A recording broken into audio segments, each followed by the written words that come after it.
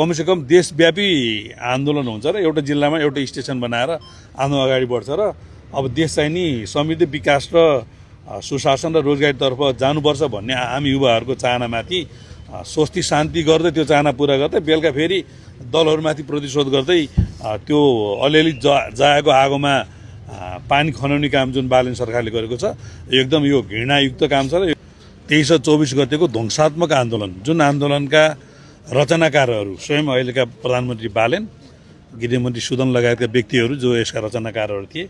उनीहरूले लेखेका स्ट्याटसका कारणले सिंहदरबार जलेका छन् र उनीहरूले आह्वान गरेको डिस्कटबाट अपराधिक गतिविधि भएको छ। हाम्रो सम्पत्तिहरू नष्ट भएका छन्, राष्ट्रिय सम्पदाहरू ध्वस्त भएको छ, प्रहरी चौकी जलेको छ, प्रहरीहरू मारिएका छन्। 77 जना मध्ये 23 जना 19 जना आन्दोलनकारी, 6 जना प्रहरी र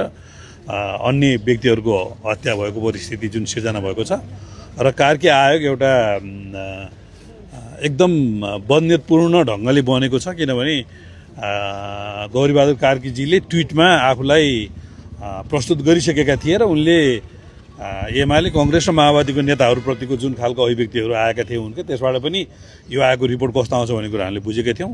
र एकदम विरोधाभासपूर्ण खालको रिपोर्ट उहाँले बुझाउनु भएको छ। हाम्रो पार्टीको अध्यक्षज्यू र रमेश लेखकजीलाई लापरवाही गरेको, हेलचेक्राइ गरेको भन्ने अर्थ लाएर उहाँहरूले चाहिँ नि सजायको सिफारिस गर्नुभएको छ र हाम्रो फौजदारी संहिताले भवितव्यको पनि परिभाषा गरेको छ, लापरवाहीको पनि परिभाषा गरेको छ र हेलचेक्राइको पनि परिभाषा गरेको छ र सम्बन्धित व्यक्ति वारदात भएको ठाउँमा सहभागी नभएको अवस्थामा चाहिँ नि कुनै पनि घटना घट्दा लापरवाही अथवा हेलचेक्राइ भन्न मिल्दैन। त्यो कुरा चाहिँ नि न्यायाधीश भइसकेको उच्च अदालतको चर्चित न्यायाधीशको आयोगले त्यो सिफारिस गरेको छ। अब विज्ञानजी लगायतका साथीहरू अख्तियारको आयोग त खान पाउने लोभमा आफ्ना धेरै सहयोद्धाहरूमाथि उहाँहरूले दुःख दिने नियतले सुरक्षा निकायका साथीहरूलाई पनि दुःख दिनुभएको छ र क्याबिनेट नेपालमा पहिलोचोटि यसरी प्रयोग भयो कि क्याबिनेटले चाहिँ नि मुद्दा चलाउने निर्णय गरे। एउटा जिल्ला प्रहरी कार्यालयले गर्ने अधिकार चाहिँ क्याबिनेटले प्रयोग गरेको छ र त्यो पनि कति विभेदपूर्ण छ भने राजनीतिक दलका नेताहरूले चाहिँ नि आयोगको तुरुन्त कार्यान्वयन गर्ने आयोगको रिपोर्ट प्रतिवेदन र प्रहरी प्रशासन अथवा चाहिँ नि सुरक्षा निकायका साथीहरूले चाहिँ पुनः छानबिन गर्ने यो खालको एउटा बदनीयतपूर्ण ढङ्गले चाहिँ उहाँहरूले निर्णय गर्नुभएको छ। अर्को कुरा चाहिँ नि नेपालको इतिहासमा पहिलोपटक क्याबिनेटको निर्णयको हवाला दिँदै गृह मन्त्रालयले चाहिँ पत्रपूर्ति जारी गर्यो र बिदाको दिन राति 4 बजे नै उहाँहरूले गिरफ्तार गर्ने योजना किन बनाउनु भयो भन्दाखेरि चाहिँ नि अदालतले छुट्ने स्थिति हुँदाखेरि पनि कमसेकम 24 घण्टा 26 घण्टा 28 घण्टा भयो भने थुन्न पाइन्छ भन्ने मनसाय त्यहाँ देखिन्छ र यो चाहिँ एउटा लोकतन्त्रमाथिको एउटा चाहिँ हमला हो र पूर्ण रूपले प्रतिशोधपूर्ण व्यवहार हो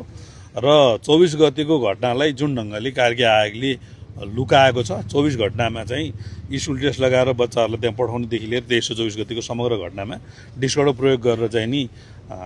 जे खालका अपराधिक कर्महरू त्यहाँ भयो, आतङ्कवादी गतिविधिहरू भयो, ती सबैको छानबिन हुनुपर्छ भन्ने हाम्रो कुरा छ। त्यसो हुँदाखेरि अहिले सचिवालयको बैठक बसे पछाडि आधिकारिक विषयवस्तु तपाईँहरूको सामु आउँछ। कमसेकम देशव्यापी आन्दोलन हुन्छ र एउटा जिल्लामा एउटा स्टेसन बनाएर आन्दोलन अगाडि बढ्छ र अब देश चाहिँ नि समृद्धि विकास र सुशासन र रोजगारीतर्फ जानुपर्छ भन्ने आम युवाहरूको चाहनामाथि स्वस्ति शान्ति गर्दै त्यो चाहना पुरा गर्दै बेलुका फेरि दलहरूमाथि प्रतिशोध गर्दै त्यो अलिअलि जाएको आगोमा पानी खनाउने काम जुन बालन सरकारले गरेको छ एकदम यो घृणायुक्त काम छ र एकदम यो प्रतिशोधपूर्ण काम छ। सरकारले तत्कालै यो निर्णय फिर्ता गरोस्, तत्कालै हाम्रो अध्यक्षज्यू र पूर्व गृहमन्त्रीज्यूलाई रिहा गरोस् भन्ने हाम्रो माग छ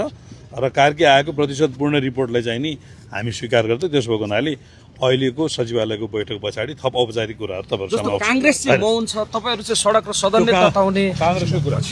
त्यो कांग्रेसको कुरा कांग्रेसले नै बोल्छ, कांग्रेस पनि बोल्ला। लोकतन्त्रमा काम गरेको दलले बोल्दैन भने त त्यो उही माथि पनि प्रश्न उठ्ला नि त। अलिकति बाटो